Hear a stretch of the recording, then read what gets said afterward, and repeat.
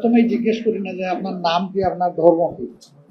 প্রথমেই দেখার চেষ্টা করি আমি যে সওদাটা কিনতে এসেছি মানসম্মত সেই সওদা এই দোকানে আছে কিনা।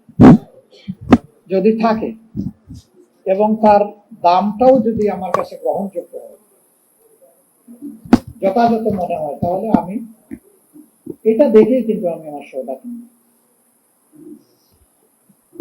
বিশেষ করে আমরা যারা সাধারণ শিক্ষা শিক্ষিত, আমরা যখন প্রাইমারি স্কুল থেকে মেডিকেল কলেজ ও বিশ্ববিদ্যালয় পর্যন্ত যারা লেখাপড়া করেছি বা করেছেন, তারা তো একই বেঞ্চে বসে বিভিন্ন ধর্মের বর্ণের মানুষেরা, আমাদের সহপাঠীরা একই শিক্ষকের শিক্ষা আমরা গ্রহণ করেছি।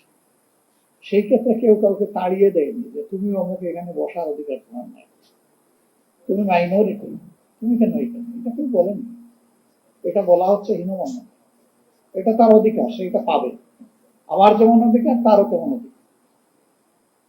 এই ধরনের একটা কেয়ারিং সোসাইটি বা একটা দরদি সমাজ, এই সমাজটাই রাসূল করিম সাল্লাল্লাহু আলাইহি ওয়াসাল্লামের নেতৃত্বে মদিনায় কায়েম হয়েছিল। মদিনার ইহুদিদের ব্যাপারে শাস্তিমূলক কিছু পদক্ষেপ নেওয়া হয়েছিল। এটি এ কারণে নয় যে তারা একটা নির্দিষ্ট ধর্মের অনুসারী এবং তারা ইসলাম কবুল করে, এটার জন্য নয়, বরং এটা ভিন্ন কারণে। এই কারণ যে দেশে যার দ্বারাই ঘটবে সে কোন ধর্মের এটা কেউ দেখবে না, তার উপর অনিবার্যভাবে শাস্তি নেমে আসে সমাজকে সঠিক জায়গায় রাখার জন্য। সে কাজটাই ওখানে হয়েছে। অন্যথায় সেই নববী সমাজ থেকে সকলেই ইনসাফ পেয়েছে, তার অধিকার পেয়েছে, কাজের সুযোগ পেয়েছে, সবকিছুই পেয়েছে। ইসলামের এই অনিবার্যতা এবং প্রয়োজন শেষ হয়ে যায়নি এবং এটা শেষ হবে না যতদিন কিয়ামত না হবে। যেহেতু এটা আল্লাহ তাআলার পক্ষ থেকে সর্বশেষ বিধান, মহান স্রষ্টা যিনি শুধু মানুষ জাতিকে পয়দা করেননি, দৃশ্য অদৃশ্য আমাদের সামনে যত সৃষ্টি আছে এই সব কিছুর স্রষ্টা হচ্ছেন তিনি। তিনি সবকিছুর খালেক, বাকি সব মাখলুক। এই বিধানটা তার পক্ষ থেকে এসেছে। তিনি যেহেতু সমস্ত সৃষ্টিকে সৃষ্টি করেছেন, সেই কারণে তার সৃষ্টিকে তার চাইতে বেশি ভালোবাসতে পারে এই দাবি কেউ করতে পারবে না। আর কোরআন আমি যতটুকু বুঝেছি এটা শুধু মুসলমানদের জন্য তো নয়, মানব জাতির জন্য নির্বিশেষে। এবং আমি দেখি যে না, এটা সৃষ্টির জন্য, অপরাপর সৃষ্টির জন্য। কারণ কোরআনের মূলনীতির মধ্যে বলে দেওয়া হয়েছে কোন সৃষ্টির সাথে কি আচরণ করতে হবে। কোরআনের এই বয়ানে দুইটা হকের কথা এসেছে। হকুল্লাহ, আল্লাহ তাআলা যিনি আমাদের স্রষ্টা, তার কি অধিকার তার সৃষ্টির উপরে। আরেকটা হচ্ছে হকুল ইবাদ। এখানে বলা হয়নি হকুল ইনসান, হকুল ইবাদ। সমস্ত সৃষ্টি ইচ্ছায় হোক অনিচ্ছায় হোক আল্লাহ তাআলা ইবাদত করে, গোলামের, তার সেট করা নিয়ম মেনে চলে। এই দুনিয়ার ইতিহাস হাজারো বছরের, কিন্তু কোথাও কেউ দাবি করে না যে আগে সূর্য উঠত পূর্ব দিকে, এখন উঠে উত্তর দিকে, এটা কেউ দাবি করে। সূর্য তার অবস্থান পরিবর্তন করতে পারবে না, কারণ এটি আল্লাহ তাআলা তাকে সেট করে দিয়েছেন যে যতদিন দুনিয়া থাকবে ততদিন তাকে ওই দিকেই উঠতে হবে এবং ওই দিকে পড়তে হবে। তবে শেষ দিনটা তার উত্থানটা হবে ভিন্ন দিক থেকে, উল্টা দিক থেকে। সেটা ওই দিন শেষ হয়ে যাবে। সেই দিন হবে ভয়াবহ দিন। আল্লাহ তাআলা সেই ভয়াবহ দিনকে উপলব্ধি করে মানব জাতিকে সঠিক পথে চলার তৌফিক দান করে। এরকম সব কয়েকটি সৃষ্টি আল্লাহর সিদ্ধান্ত মানতে গোলামি করতে বাধ্য। এমনকি মানবের দৈহিক সত্তা, সে ইচ্ছা করুক অথবা না করুক, আল্লাহর গোলামিতে লিপ্ত আছে। যারা আল্লাহর উপর ঈমান আনেন না বলেই বলেন, তারাও লিপ্ত। কিভাবে? আমাদের এই মুখমণ্ডলটাই যদি আমরা সামনে আনি, কপালের নিচে দুটো চোখ আছে, চোখের কাজ হচ্ছে দেখা, দর্শন। নাক আছে, তার কাজ হলো ঘ্রাণ নেওয়া, শ্বাস নেওয়া, ফেলা। মুখ আছে, তাই দিয়ে কথা বলা, খাওয়া দাওয়া করা, পান করা। আল্লাহ তাআলা যে কাজের জন্য যে অর্গানকে সেট করেছেন, কানের কাজ হচ্ছে সে শুনবে। চোখ বলতে পারবে না যে বহুদিন ধরে দেখে আসলাম, কান ভাই তুমি এখন একটু দায়িত্ব নেও, একটু দেখার দায়িত্বটা তুমি পালন করো। এটা কি হবে? ইম্পসিবল। আল্লাহ যে কাজের জন্য যে অঙ্গকে তৈরি করেছেন, সেই অঙ্গ সেই কাজই করে চলছে। এটি আল্লাহর গুলামি, ওই অঙ্গে। কিন্তু মানব সত্তার রুহানি গুলামি, তার আত্মার গুলামি, তার চিন্তার গুলামি, তার সিদ্ধান্তের গুলামিটাই আল্লাহ তাআলা প্রকৃতভাবে চান। যারা গুলামি মানে হচ্ছে আনুগত্য স্বীকার করা, যারা আল্লাহ তাআলার পরিপূর্ণ আনুগত্য স্বীকার করে, আল্লাহ তাআলার পক্ষ থেকে তাদের জন্য আমান, নিরাপত্তা দেওয়া, তারা শান্তি পায়, তারা সম্মানের সাথে থাকে, তারা দুনিয়ার কোনো আল্লাহ ছাড়া অন্য কারো কাছে মাথা কখনো নত করেন। তাদের সম্মানের মাথা এক জায়গায় নত হয়, সেটি আল্লাহ রাব্বুল আলামিন। আল্লাহ তাআলার সৃষ্টির কুদরত এবং মানব জাতির প্রতি তার অতি মেহেরবানি অনেকগুলা বিষয়। এর মধ্যে একটা বিষয় যদি শুধু আমরা চিন্তা করি, আমাদের সামনে দৃশ্যমান যত প্রাণী জগৎ আছে, উদ্ভিদ জগৎ আছে, তাদের দিকে যদি তাকাই, আমরা দেখবো যে সবাই মাথা নোয়ানো অবস্থায়। কেউ রুকুর হালতে, কেউ সিজদার হালতে, কেউ বুকের উপর ভর দিয়ে চলে, আবার কেউ কোমর বাঁকিয়ে রুকুর হালতে চলে। এমনকি গাছপালা, তার মাথাও দেখবেন, ডালগুলোও দেখবেন নিচের দিকে ঝুঁকে যায়। একমাত্র সৃষ্টি পা থেকে মাথা স্ট্রেট লাইন আপওয়ার্ড, মাথা সোজা করে আছে, শুইলেও সোজা থাকে, বলিস। আল্লাহ তাআলা এইভাবে সকল সৃষ্টির কাছে সে যাতে উন্নতম মসজিদ থাকতে পারে সেরকম করেই পয়দা করেছেন। কিন্তু শর্ত একটা দিয়েছেন যে ওই মাথা শুধু আমার কাছে নয়তো, আল্লাহ তাআলার কাছে নয়তো। এই মাথা নোয়ানোর মানে হচ্ছে আল্লাহ তাআলার দরবারে বিনয়ী হওয়া, তার আনুগত্য প্রাণ ভরে মেনে নেওয়া। আল্লাহ তাআলা বিনয়কে বড় পছন্দ করেন। এটি শুধু আল্লাহ তাআলার গোলামের ক্ষেত্রে নয়, মানুষের সাথে আচরণের ক্ষেত্রেও বিনয় হচ্ছে প্রকৃত মুমিনের আত্মার ভূষণ। যে মানুষ যত বিনয়ী হয়, আল্লাহ তাআলা মানুষের মনে তার প্রতি তত বেশি ভালোবাসা পয়দা করে দেন। কিন্তু যে মানুষ বিনয়ী হতে পারে না, সে মানুষের সামনে এসে অন্যরা যতই তাকে সম্মান প্রদর্শন করুক, আড়ালে আবদালে তাকে সম্মান করে, বলে যে এই লোকটা অহংকারী, দাম্ভিক, উদ্যত। বিনয়ী মানুষের ক্ষেত্রে মানুষ এই ধারণা নেয় না। মানুষ বলে ইনি মাটির মানুষ। মাটির মানুষ মানে কি?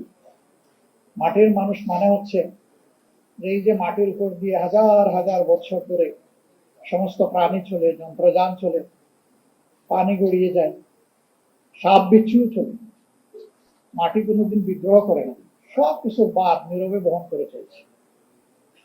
বিনয়ী মানুষটাও তার সমাজকে ধারণ করে, সমাজের দুঃখ কষ্ট বঞ্চনা সে তার ঘাড়ে নিবে এবং সেইটা ফেলে দেবে না, বিদ্রোহ করবে না, সেইটা নিয়ে অন্যকে রিলিফ দেওয়ার, শান্তি দেওয়ার চেষ্টা করবে।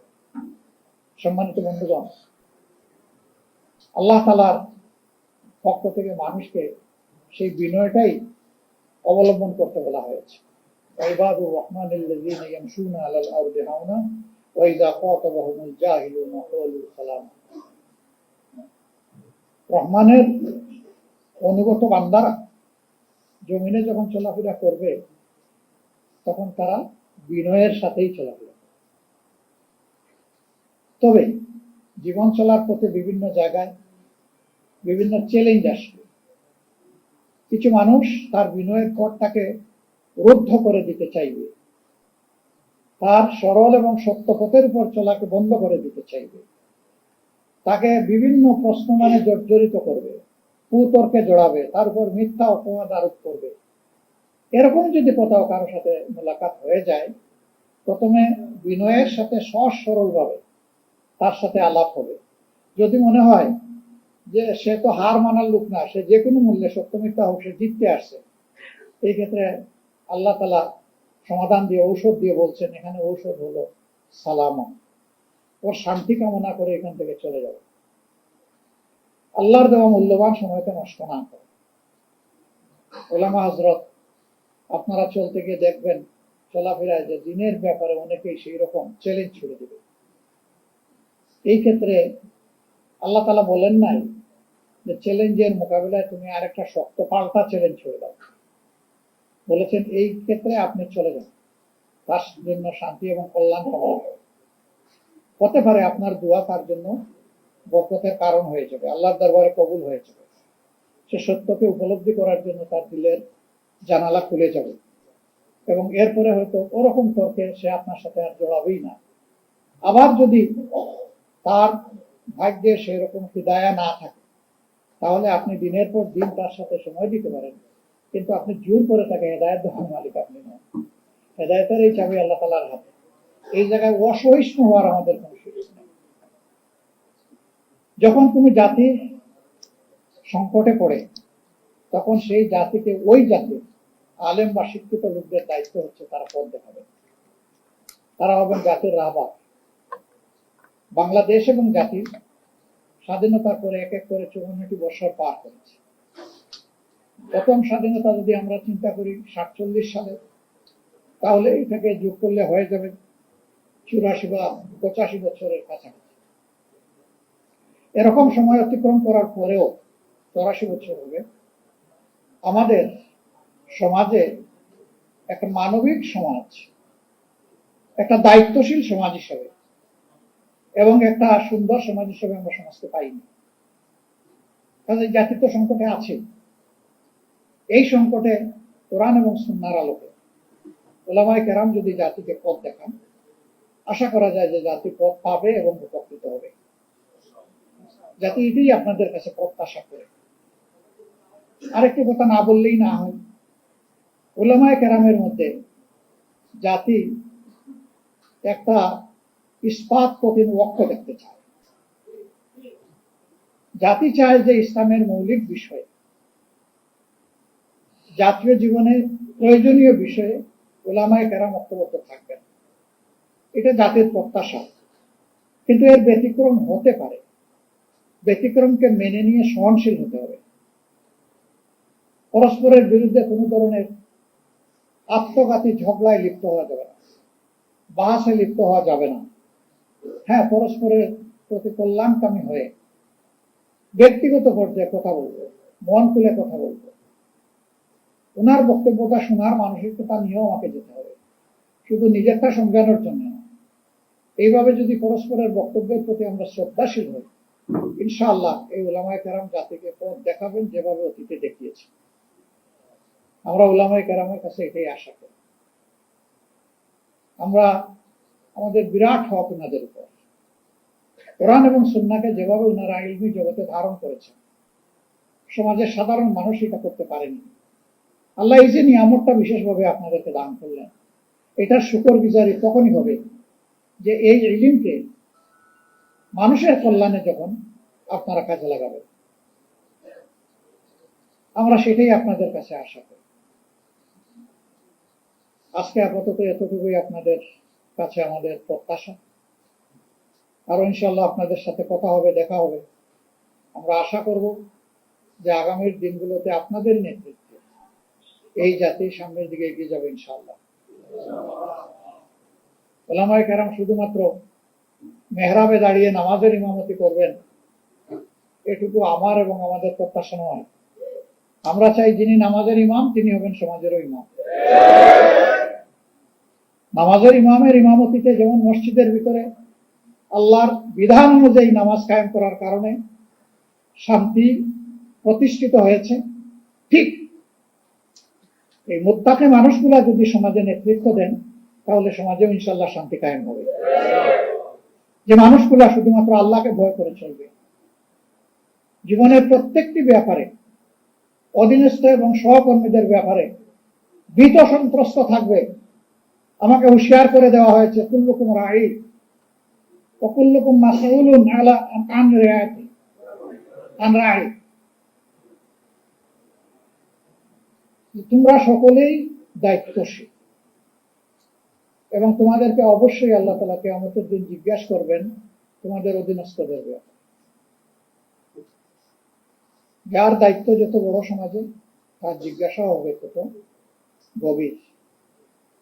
এই ভয় যখন একজন মানুষের অন্তরে থাকবে, একজন ওয়ার্ড মেম্বার থেকে শুরু করে পার্লামেন্ট মেম্বার পর্যন্ত, এই চরিত্রের মানুষ যদি দেশের নেতৃত্বে আসে, তাহলে আলহামদুলিল্লাহ আমরা যে মানবিক সমাজ আশা করি সেই সমাজ প্রতিষ্ঠিত হওয়া সম্ভব। এর বাইরে গিয়ে জ্ঞান, বিজ্ঞান, দুনিয়াবী যোগ্যতায় পারদর্শী দক্ষ লোকেরা সমাজ পরিচালনা করলে এবং তাদের অন্তরে সেই জবাবদিহির ভয় না থাকলে কি হয় তা তো আমরা দেখছি, নতুন করে তো দেখার কিছু নেই।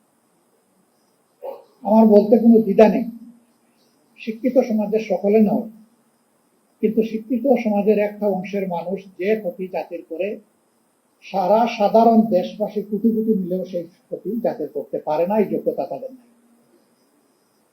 কলমের কুচায় একজন মানুষের জাতির কিসমত যেভাবে ধসে পড়ে, 1 কোটি মানুষ একত্রিত হয়েও সেই ক্ষতিটা করতে পারবে। এই ক্ষেত্রে উলামায়ে কেরামের বিশেষ দায়িত্ব রয়েছে জাতিকে জাগ্রত করা, সতর্ক করা। আপনারা সেই খেদমত আঞ্জাম দিবেন, আমরা আপনাদের কাছে আশা। কোরআনের আলোকে কোরআনের গল্পই মানুষের জন্য যথেষ্ট। এখানে আহসানুল কাসাস, সুন্দর সুন্দর জীবন ঘনিষ্ঠ গল্প আছে। এই গল্পগুলা মানব জাতির জন্য আল্লাহর পক্ষ থেকে নিয়ামত হিসাবে উপহার। যে এইরকমই অতীতে মানুষগুলার সাথে আল্লাহ তাআলা হয় তার রহমত বর্ষণ করে সাহায্য করেছেন, অথবা তাদের দুর্বৃত্তপনার কারণে আল্লাহ তাআলা তাদেরকে শায়েস্তা করেছেন। এটি যথেষ্ট, এর বাইরে আর কোনো গল্প আমাদের আনার প্রয়োজন নেই। এটি যথেষ্ট। সারা জিন্দেগি এই গল্পগুলা বললেও ওই গল্পের যে হাকিকত, এটা আমরা শেষ করতে পারবো না উপলব্ধি। এটা একটা কন্টিনিউয়াস প্রসেস। আল্লাহ তাআলা আমাদেরকে তাওফিক দান করুন।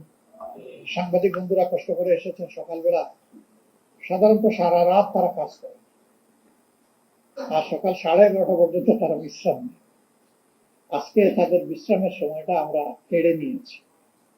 আমরা আপনাদেরকে বিশেষভাবে ধন্যবাদ জানাই এবং কৃতজ্ঞতা জানাই। এই জাতি গঠনে আপনাদের হাতিয়ারটা বড় শক্তিশালী হাতিয়ার। জাতির মানুষ গঠনের সিদ্ধান্ত গ্রহণে আপনাদের দিগদর্শন অতি প্রয়োজন। এই জন্য আপনাদেরকে বলা হয় জাতির বিবেক, অর্থাৎ নিজের প্রজ্ঞা দিয়ে জাতিকে চাবুক মেরে আপনারা বিবেক জাগিয়ে দেবেন। এটি আপনাদের কাছে আমরা প্রত্যাশা করি। মিডিয়াকে বলা হয় জাতির দর্পণ। সমাজের নিখুঁত চিত্র ভালো মন্দের, যার যেটা পাওনা, কালো অথবা সাদা, সেটা আপনারা তুলে আনবেন, এটা আমাদের প্রত্যাশা। আল্লাহ রাব্বুল আলামিন সমাজের সকল শ্রেণী পেশাকে একত্রিত হয়ে একটি ঐক্যবদ্ধ জাতি হিসেবে সামনের দিকে শান্তি এবং কল্যাণের দিকে একটা মানবিক সমাজ বিনির্মাণে আমাদেরকে এগিয়ে যাওয়ার তৌফিক দান করুন। আসসালামু আলাইকুম।